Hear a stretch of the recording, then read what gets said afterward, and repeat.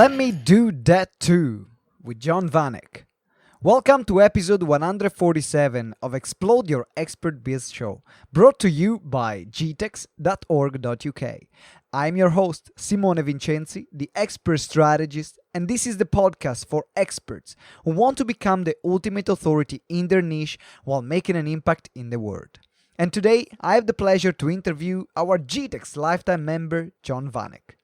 John Vanek is a musician, songwriter, and creative coach. He has enabled many find their path in life through creative coaching. He is a massive believer in social inclusion and the heart of healing and self-development. And in this episode, we talk about how coaching can include anyone, how John's techniques are enabling greater mental well-being, and how health commissioners can save millions of pounds.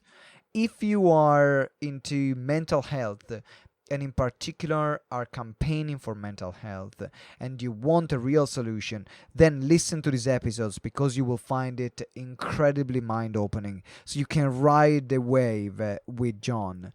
Because also there are billions that are now being put towards mental health. So there are going to be great opportunities for everyone that is passionate about solving this problem. And you can connect with John in all the links that you can find in the show notes or scrolling down your blog post. And then you can join our website. You can read the transcript of the full interview at gtex.org.uk/147.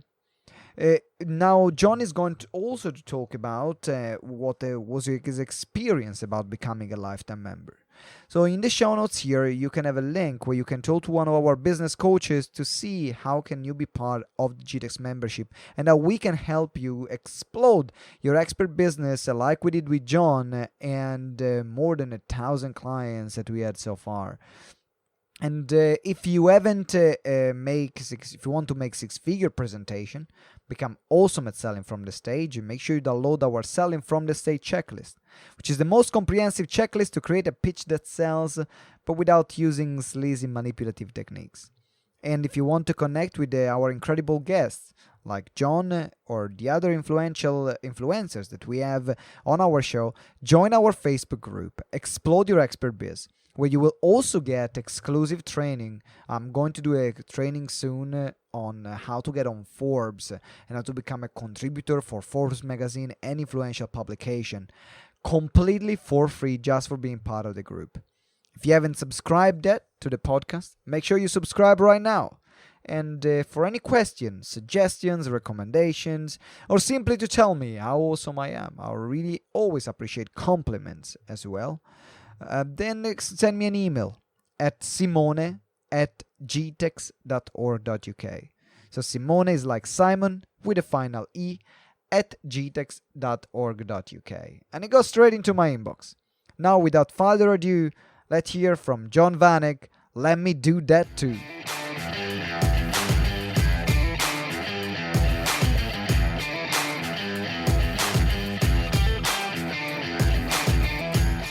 Ladies and gentlemen, welcome to another episode of Explode Your Expert Biz Show.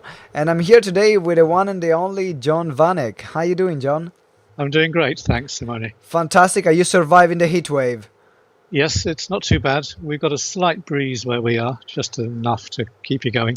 Lucky you. I've got a light breeze too, which is my fan just next to me. That's my light breeze. Otherwise, here in central London is boiling hot. Yeah. But you know what? It's awesome because we can have. It feels like to me to being in Italy right now. That's what it feels like. It feels like being back home. So it's absolutely amazing. But we're not talking about the weather like good British people would do. We are here to talk about something more important, which is how you're using coaching in particular with people with mental health issues and how that can be used in social inclusion and so on. So I'm really excited about this interview because we never talked about that. Most of the time coaching is used for the wealthy and successful. Yes. And it's all about achieving success. Yeah. And you took coaching and gave another spin. Yes, that's right. Well, I do coaching for mental health and social inclusion, and it's rooted in ideas, really, ideas whose time has come. And my work goes back to around about the mid 2000s, 2006. And the idea had come into the health system that people weren't just diagnosis, even if they'd been through mental health or mental hospital or whatever it was. They weren't simply diagnosis. They didn't simply need support and limited lifestyle, maybe on benefits.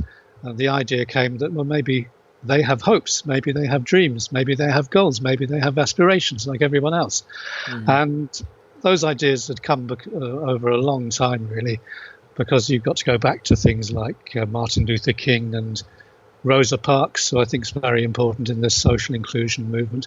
So finally, 50 years on at least from those days, we get why not social inclusion coaching for people who have mental health conditions. And I was very lucky to be involved with an organisation that championed that approach. And that organisation was also very lucky in getting a contract in London, where I was based. So I was brought on to that. I had been previously working in things like day centres to do with mental health and that kind of thing. But I was very, very excited to be brought on board as what they called a bridge builder. It wasn't called a coach, but it is essentially coaching. It uses all the coaching tools, the wheel of life, the action plan. And I was just meeting with people who were referred through the mental health system, through the psychiatric teams, and asking them, what would you like to do? what would you like to do? You know, we'd got a bit of background, a bit more than that, to build up a picture. And it was identifying areas that they wanted to address, just like you do as a coach, and saying, well, maybe we can link you up with those areas. And they won't be in hospital, they won't be in a day centre, it'll be wherever you want to do them.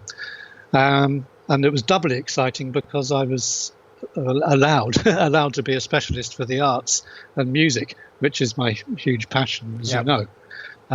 So I was talking to people, asking them questions and helping them to identify areas they wanted to access in mainstream life. And I think what you're saying about used to be coaching for, the privileged, if you like.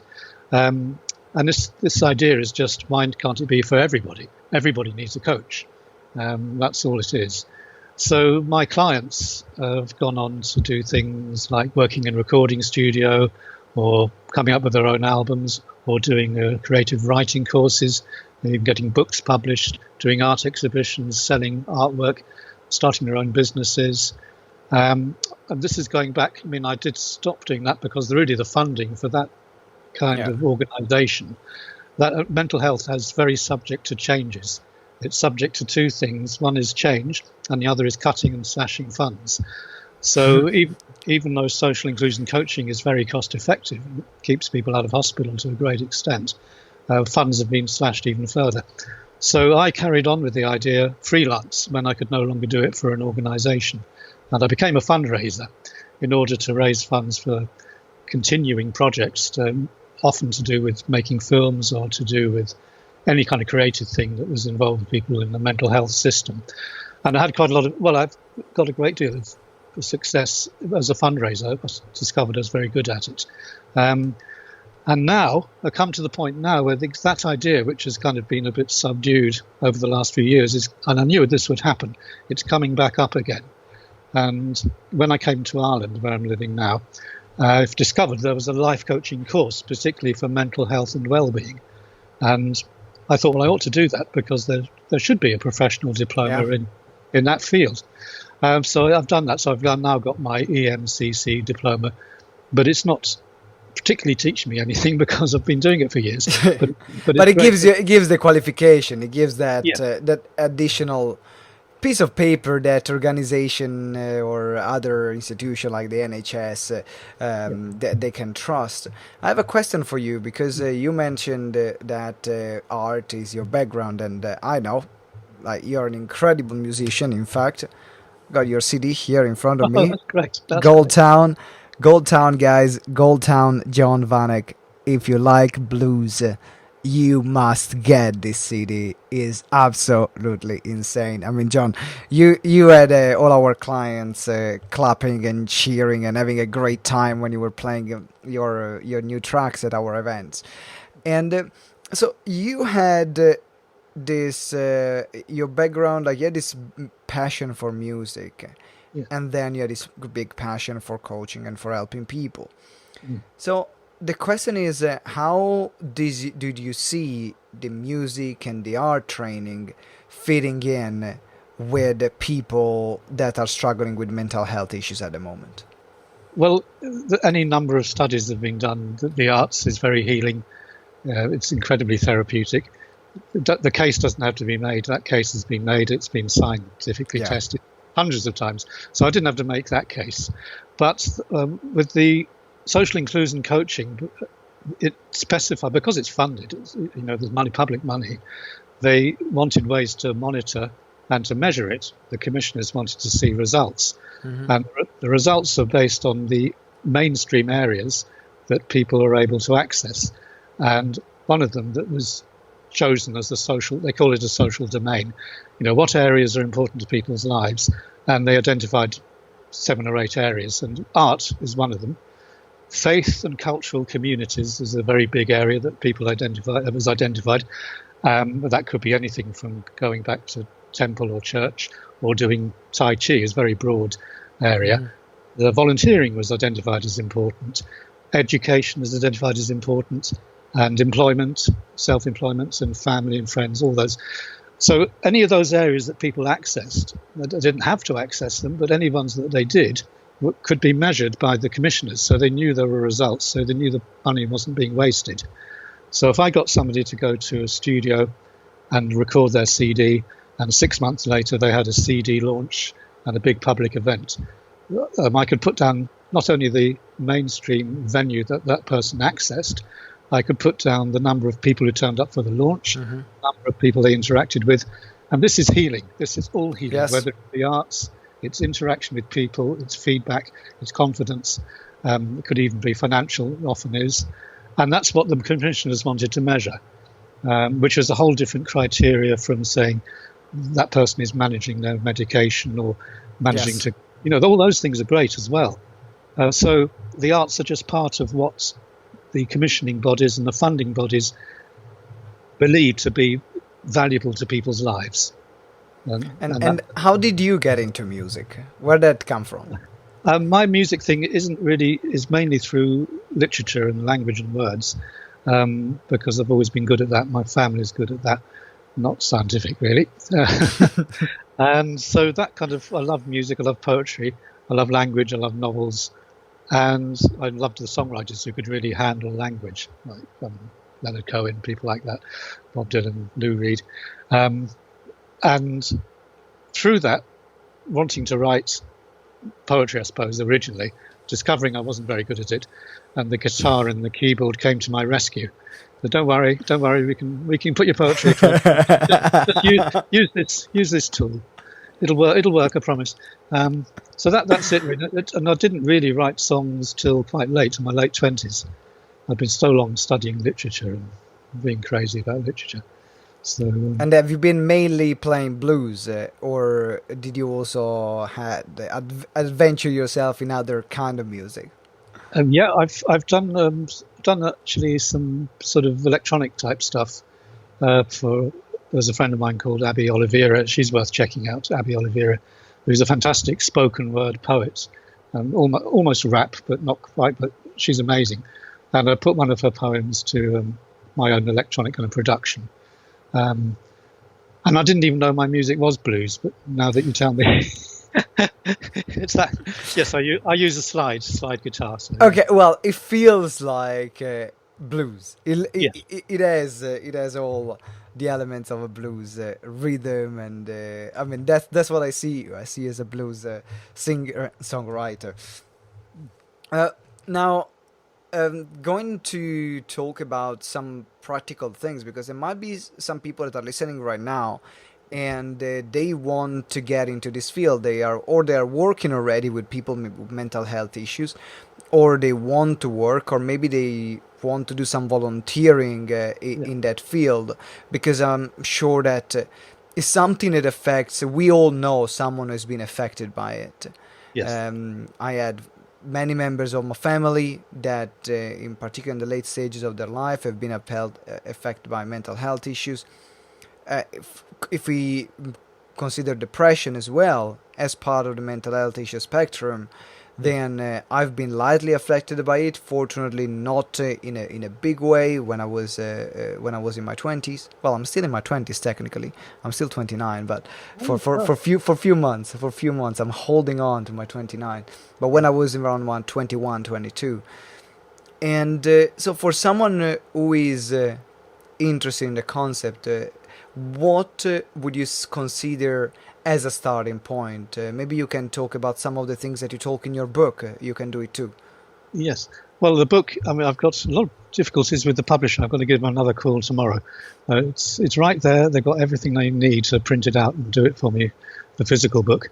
And I'll be putting it online as well. But it's like a handbook of social inclusion coaching, exactly how you can use the tools like Wheel of Life, Action Plan, with case studies and downloadable forms for people to print out. It tells you exactly, basically anyone who's done life coaching will have used the same tools. It's just adapted more. Okay, so the question is, how do they differ? Because the tool can be the tool, but Yes. then the relating to the individuals is very different the way you would relate with someone who has mental health issues and someone who doesn't. So, or maybe it's just my assumption in this moment. Yeah. What do you find the main difference between working with someone that has mental health issues and someone that doesn't, and in applying those tools? Well, it's almost exactly the same. All I'm doing is asking people to identify areas they want to see some change, maybe prioritizing 3 areas, and they're contracting me as a coach to enable them to reach those areas within maybe a certain time scale in a practical way, in a smart way. So that's what you would do. Any coach would do that with any client. The slight difference there might be with people who've been through mental health or hospital or whatever it might be, is that you might be a little bit more prescriptive with the areas. Simply, well, you could ask them to say, well, do you want to identify your own areas? Just take the Wheel of Life and fill it in. Do you want to work on family? Do you want to work on employment? But if you've got more of a kind of map of it, where you've got the social domains, that's an advantage, because people might need that just to give them an idea, because they may not have been involved with mainstream life, or they've lost touch with it for a long time. And you just then identifying, well, if it's education, let's have a box that already says that, or employment, or the arts and spirituality. And then it's also a good way to leverage yourself with any kind of health commissioner, because you've got measurable areas that have been used, that have had public funding in the past, and are about getting it again now. So that would be the only difference, slightly more prescriptive tools. The other difference is that with somebody who's been through a mental health system, you may well have to act as a mentor, because if somebody says, well, I want to use the recording studio, so the next question as a coach would be, do you need any support to get to the studio? If they don't, that's fine. But then you should be willing as a coach to be a mentor and maybe go on the first occasion or whatever it might need. Very often people don't need more than just the one introduction to the area they want to access, and they'll just run with it. So that's it. You might need to be a little bit more of a mentor than you would otherwise be with normal life coaching, and maybe a tiny bit more prescriptive, just to show the commissioners that what you're funding is valuable and it can be measured. But that's it. That's absolutely it. That's really interesting, because I never work in that field, in that area. So I remember I had a client, and I took him as a pro bono client, and I've been coaching with him I've been coaching him for about, I think, 2 to 3 years, and I stopped recently, and I think he had some problem mental health issues, or he was in the autistic spectrum, and I wasn't used to deal with people like him, And for me at the beginning was very challenging, but it made me realize a lot of things about myself and about my communication, because I found that my communication needed to be much clearer. Yes. I couldn't leave any assumption on the table, and everything needed to be, as you said, prescriptive. Yes. Yes. And I found that to be the major difference. And the other difference is also to the appreciation that everyone, like, for something that can be very small for me, could be a huge thing That's very for true. the other person. And it was a humbling experience, Yes. because I think sometimes we don't realize how lucky we are Oh yeah. and how many things we take for granted. Yes. And I think that for me, that experience of working for so many years with that person gave me much more gratitude on where I was, but also on the other hand, it made me realize that everyone is different. And also with any client I'm working with, not to make any assumption, because for what can be a small step for me can be a big step for someone else, and vice versa. It can be something, it can be a small step for someone, and can be a huge step for me. And it's about keeping us in check. Yeah. I would love to know as well, in talking about the use of music and art. What is something that, let's say, someone starts working with you, and you get a new person to work with? How would you introduce or find the perfect, like, if what kind of art specifically Yes. would be the best one for them? Well, it would be whatever they wanted. So people who want to prioritize the arts,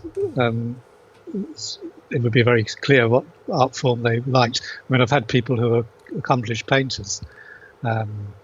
So we've got things where we've worked with them to put their own paintings on for exhibition and for sale. And even we've taken on one guy as a tutor because he's so good at tutoring and showing people arts techniques, and he understood the client group very well because he'd been part of it. So I would love it to be all about my art or my music, but it's not. It's about the clients. So if they're identifying and prioritizing the arts, it's very clear very soon that it's going to be either, it could be music, it could be creative art, writing, or it could be painting. So it's all about them. And I would love it to be about me. I said, I'll jump in, we'll do some work together, and here's my guitar. But it isn't about me. It's about bringing out what they want.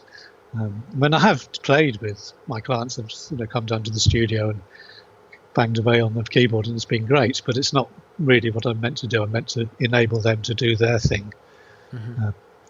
And the results are great. I've got a guy who does rap. He does freestyle. So you can play anything and he'll just come up with stuff. I don't know how he does it. So it's about the gift. Those gifts are there in people. And if they don't do music, then maybe they need somebody who helps them to access sport or something like that, which wouldn't be my expertise, but they can find somebody who does know more about it. If you know someone who wants to play basketball, send him my way.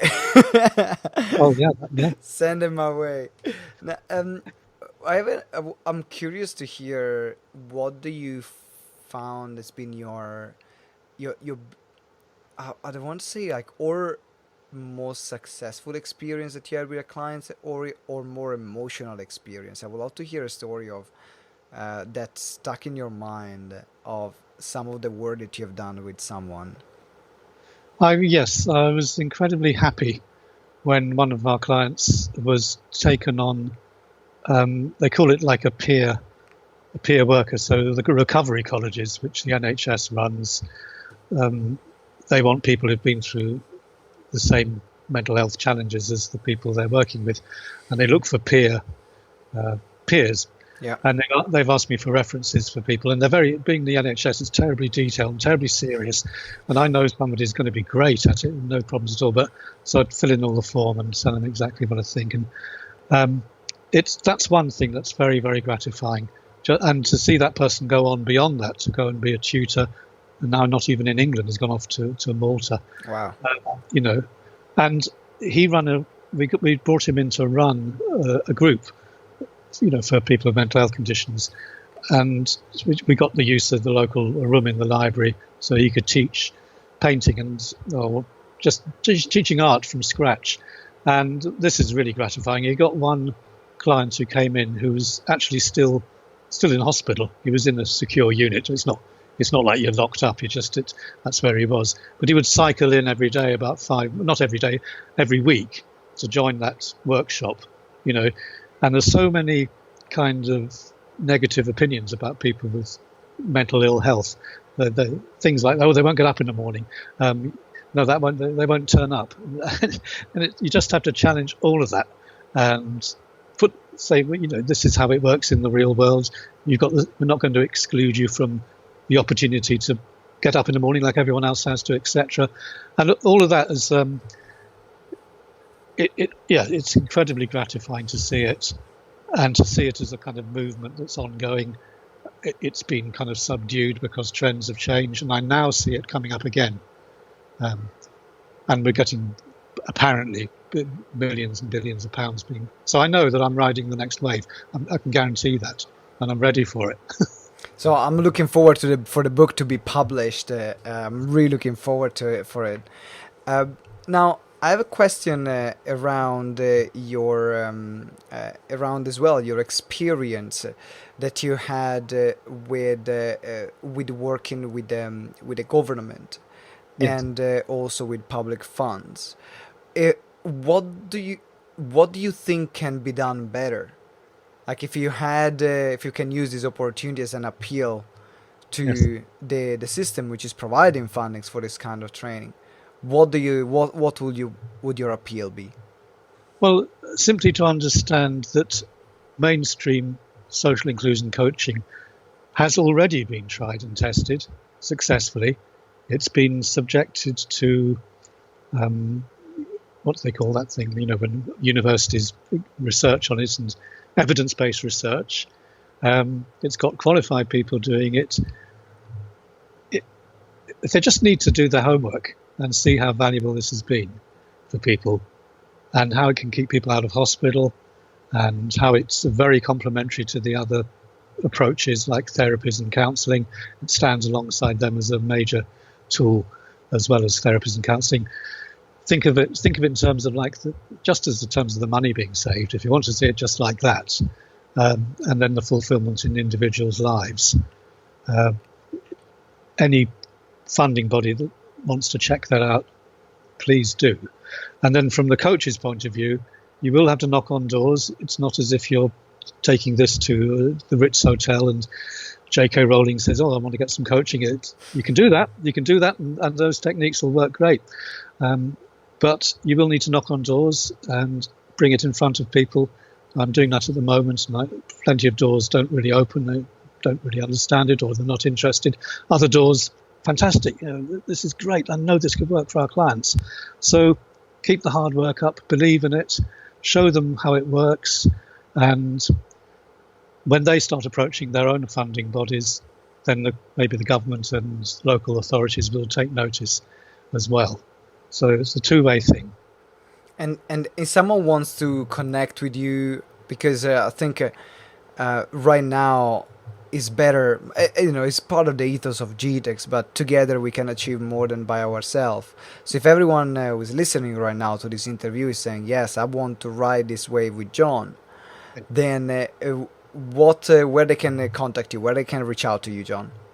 Well, there's the Facebook page, Vanek Life Coach, Vanek Life Coach, and of course in my email. Shall I give my email over? Absolutely. Anything you want, any contact. Yeah, vaneklifecoach@gmail.com, and Vanek is spelled V-A-N-E-K. Brilliant. We will put all the link here in the show notes. And John, I know you also have a podcast that you started recently. Tell us a bit more about your podcast before we wrap up. Well, I was racking my brains to think of a podcast, because I know podcasts are important, and I like talking and stuff. And I thought of loads of things, really serious things about coaching and all this. And I thought, what's me? What's truly me? And I really care about the language of songs. Now, if anybody's interested, that's great. If they're not, well, that's okay too. But that's what I had to do. I love talking about songs, the language behind songs, interviewing other songwriters, maybe playing some of my own stuff, just little snippets of it. And that's authentic. Whether it's a great big world-changing thing, I've no idea, but it's an authentic thing that people are engaging with that now, and it's great to see that. And that's the Facebook group, The Language of Songs. So, and people can also go on Anchor and find also on Anchor, on iTunes, the different the podcast, which is the language of song. Guys, make sure that you subscribe to that podcast. I really highly recommend it, particularly if you are in this particular niche and you like to understand the language behind songs. Then make sure that you follow John. One more question before we wrap up, John. You are one of our lifetime members, and we're doing this interview to showcase our lifetime members because they're doing incredible work here in the UK, all over the world, and we want to make sure that people get the exposure that they deserve for the incredible work that they do. So when you made the decision to become a lifetime member, what made you make the decision to join GTeX? Well, I've attended the 3-day training, and I did the calls with you and other people as well. And my problem has always been with the internet that you get webinars, you get trainings, quite expensive ones very often, but I can't engage with this just online or webinars. And I knew that GTeX was doing so much public speaking anyway, because you do a lot yourself. And it's about public speaking, it's about meeting people. It exists in the world, and you will meet people, you'll have a family and have a community. So that sold me, that interested me highly. And from then on, it was lifetime membership. I'm going to be able to go to all this stuff. It's a bit of a no-brainer. So those two things, being able to engage with real people and have a lifetime membership, not yet another expensive program added to another to another expensive program and another expensive program and so on. Right. Thanks for sharing, John. I really appreciate it. And guys that you're listening, if you scroll down here in the show notes, there is a link where you can apply for a call, and you will talk with one of our business coaches to see if the lifetime membership is for you and you are right fit for the lifetime membership. So then you can join this incredible community, and we can support you in exploding your expert business. John, one final thought and one final word for everyone who is listening right now. Well, I wanted to just that little quote that I mentioned, which I put in the book: "Revolution is the turning of a wheel, pure and simple." And because I say the book title is "Let Me Do That Too: How Mainstream Coaching Techniques Have Revolutionized Mental Health." Well, my idea of a revolution isn't some thing that kind of transforms you overnight. It is about this turning of a wheel, bit by bit, things change, and bit by bit they change completely, and that's what revolution is to me. And let's make a revolution. Let's make a revolution together, one step at a time. Indeed. So, guys, if you're listening, make sure that you join John Vanek in his cause, because definitely is something that in the public sector, in the mental health sector, even in the private sector, is going to change, because things are working but can work better. And right now we know what to do different, and we know what can be done to in particular help in a deeper way people, just instead of just giving them a pill and that's it. And this is what John is about. And also we're going to put the link in the show notes when the book is going to be ready, which is going to be launched soon, so which is called the Let Me Do That Too. Connect with John. There is the email address, which is vaneklifecoach@gmail.com. Contact John. So even if you want as well a PDF version of the book and you want to start reading it, because I highly recommended it. John, thank you very much for this interview. It's been a pleasure spending these 30 minutes together. Thank you very much, Simone. You're welcome. And thank you very much for listening, ladies and gentlemen. If you haven't subscribed yet to the show, what the heck are you waiting for? Subscribe right now and make sure you leave us a 5-star review so then we can spread the word even farther, and in particular more people can connect with these incredible people like John and the other guests that we have here on our show. So subscribe, give us a 5-star review. Until next episode, which is going to be released on Friday, then remember that together we grow exponentially. Ciao!